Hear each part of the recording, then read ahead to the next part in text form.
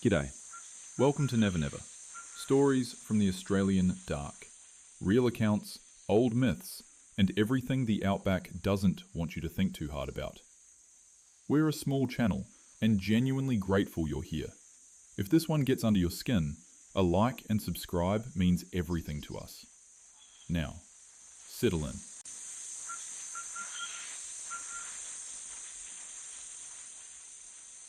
I've been working as a field ecologist in northern Australia for over a decade. I've spent months solo in some of the most unforgiving, isolated pockets of the country, tracking everything from cryptic reptiles to endangered nocturnal mammals. If you spend that much time out here, you don't get spooked by the bush. You respect it, you read the signs, and act accordingly.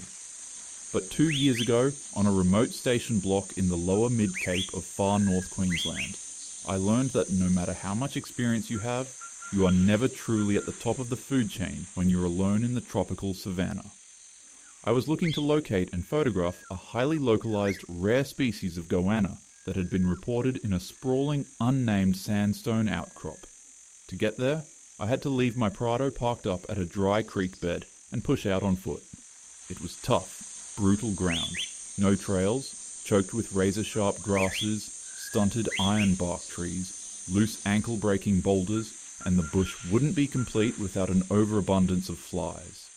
It was a solid 2-hour hike into a section of the Cape that was remote as balls. By the time I reached the base of the main rocky outcrop, the heat was baking, rising off the earth in distorting waves. I dropped my heavy pack, got my long lens camera ready, and started moving quietly through the shadows of the rocks. That's when the switch flipped. You know, when you've spent your life in the wild, your instincts develop a subconscious radar. I hadn't seen or heard a thing, but every hair on my arm stood completely on end. A cold, oily sensation of pure unease settled in my stomach. I stopped. I didn't move a muscle. I slowly scanned the sparse tree line about 50 meters to my left. Movement. Just a flicker in my peripheral vision. A flash of lean, tan-coloured fur slinking between the trunks of the ironbark trees. Dingoes. I've encountered heaps of dingoes. Normally, a wild dingo in the deep bush wants absolutely nothing to do with a human. They're curious, sure, but they're generally timid.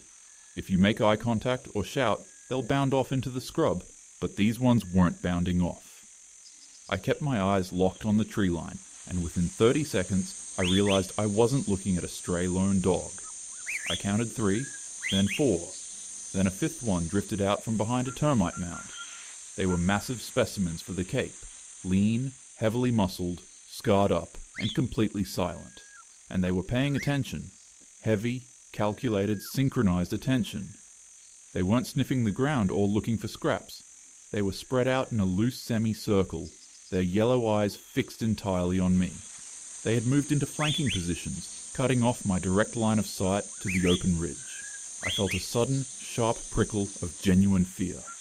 I was completely alone, 2 hours of brutal, trackless hiking away from the Prado, and I didn't have a single weapon on me. Not even a pocket knife.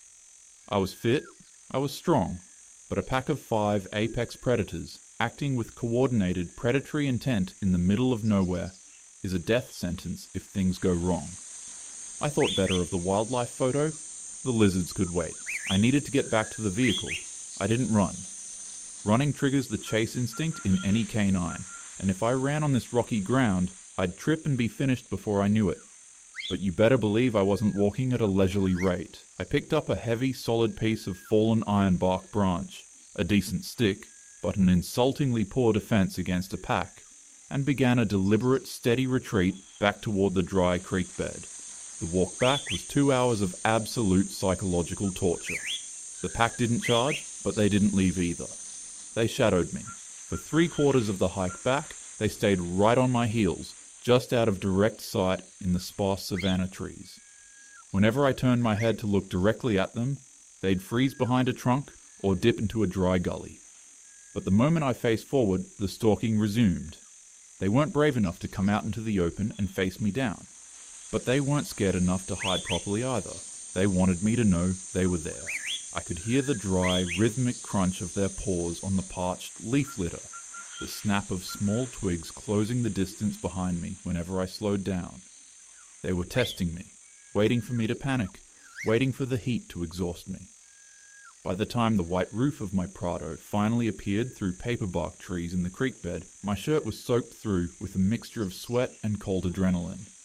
I scrambled down the bank, ripped the driver's side door open, and threw myself into the cab, slamming the door lock. I sat there for 5 minutes, chest heaving, listening to the aircon blast. I looked out the window. Sure enough, 3 of them were sitting silently on the high bank of the creek, looking down at the car, their tongues lolling out, waiting. I sat there staring back at them, and the fear slowly started turning into raw, burning anger. I had spent months planning this trip. I had driven thousands of kilometers, dragged my gear through the dust, and I wasn't about to let my life's work get dictated by a bunch of overgrown camp dogs. I'm an Australian, I know this country, and I hadn't come this far to be hunted off my own research site. I reached behind the passenger seat and unclipped my heavy-duty field kit.